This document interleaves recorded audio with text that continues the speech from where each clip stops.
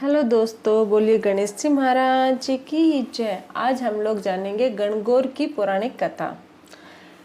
एक बार भगवान शंकर तथा पार्वती जी नारद जी के साथ भ्रमण को निकले। चलते चलते वे चैत्र शुक्ल तृतीया के एक दिन गांव में पहुंच गए। उनके आगमन का समाचार सुनकर गांव की श्रेष्ठ कुलीन स्त्रियां उनके स्वागत के लिए स्वादिष्ट भोजन बनाने लगी। भोजन बनाते बनाते उन्हें काफी विलंब हो गया, किंतु साधारण कुल की स्त्रियां श्रेष्ठ कुल की स्त्रियों से पहले ही थालियों में हल्दी तथा अक्षत लेकर पूजन हेतु पहुंच गई। पार्वती जी ने उनके पूजा भाव को स्वीकार करके सारा सुहाग रस उन पर छिड़क दिया। वे अटल सुहाग प्राप्ति का वरदान पाकर लौटी। तत्पश्चात उच्च कुल की स्त्रियां अनेक प्रकार के पकवान लेकर गौरी जी और शंकर जी की पूजा करने पहुंची। सोने चांदी से निर्मित उनकी थालियों में विभिन्न प्रकार के पदार्थ थे। उन स्त्रियों को देखकर भगवान शंकर ने पार्वती जी से कहा, तुमने सारा सुहाग रस तो साधारण कुल की स्त्रियों को ही दे दिया, अब इन्हें क्या दोगी? पार्वती जी ने उत्तर दिया, प्राणनाथ, आप इसकी चिंता मत कीजिए। उन स्त्रियों को मैंने केवल ऊपरी पदार्थों से बना रस दिया है, इसलिए उनका रस धोती से रहेगा, परंतु मैं इन उच्च कुल की स्त्रियों को अपनी उंगली चीरकर अपने रक्त का सुहाग रस दूंगी।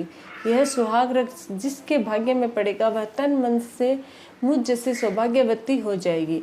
जब स्त्रियों ने पूजन समाप्त कर दिया तब पार्वती जी ने अपनी उंगली चीरकर उन पर छिड़क दी। जिस पर जैसा छींटा पड़ा उसने वैसा ही सुहाग पा लिया। तत्पश्चात भगवान शिव की आज्ञा से पार्वती जी ने नदी तट पर स्नान किया और बालू की शिव मूर्ति बनाकर पूजन करने लगी। पूजन के बाद बालू के पकवान बनाकर शिव जी को भोग लगाया। प्रदक्षिणा करके नदी तट की मिट्टी से माथे पर तिलक लगाकर 2 कण बालू का भोग लगाया। इतना सब करते करते पार्वती को काफी समय लग गया।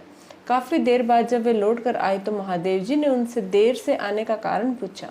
उत्तर में पार्वती जी ने झूठ ही कह दिया कि वहां मेरे भाई भावज आदि मायके वाले मिल गए थे, उन्हीं से बातें करने में देर हो गई। परंतु महादेव तो महादेव ही थे, वे कुछ और लीला रचना चाहते थे।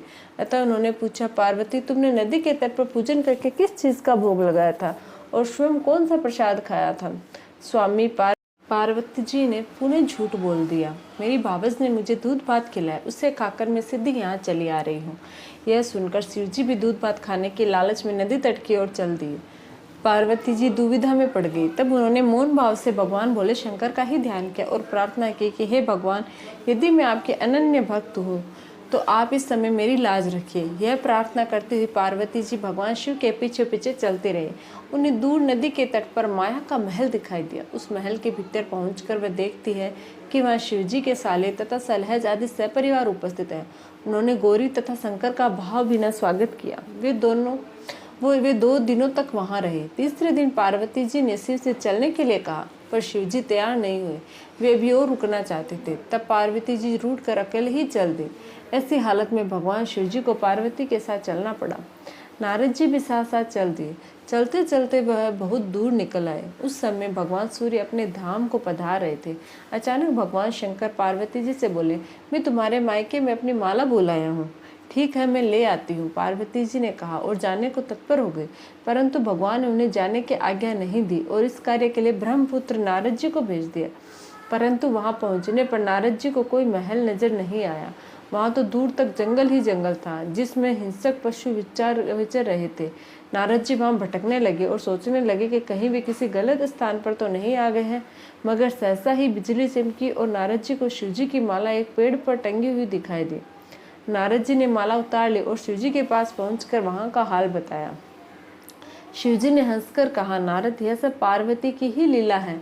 इस पर पार्वती बोली, मैं किस योग्य हूँ? तब नारद जी ने सिर झुकाकर कहा, माता, आप पतिव्रताओं में सर्वश्रेष्ठ है। आप सौभाग्यवती समाज में आदि शक्ति है। यह सब आपके पतिव्रत का ही प्रभाव है। संसार की स्त्रियां आपके नाम स्मरण मात्र से ही अटल सौभाग्य प्राप्त कर सकती है और समस्त सिद्धियों को बना तथा मिटा सकती है। तब आपके लिए यह कर्म कौन सी बड़ी बात है? महामाये गोपनीय पूजन अधिक शक्तिशाली तथा सार्थक होता है। आपकी भावना तथा चमत्कार पूर्ण शक्ति को देखकर मुझे बहुत प्रसन्नता हुई है।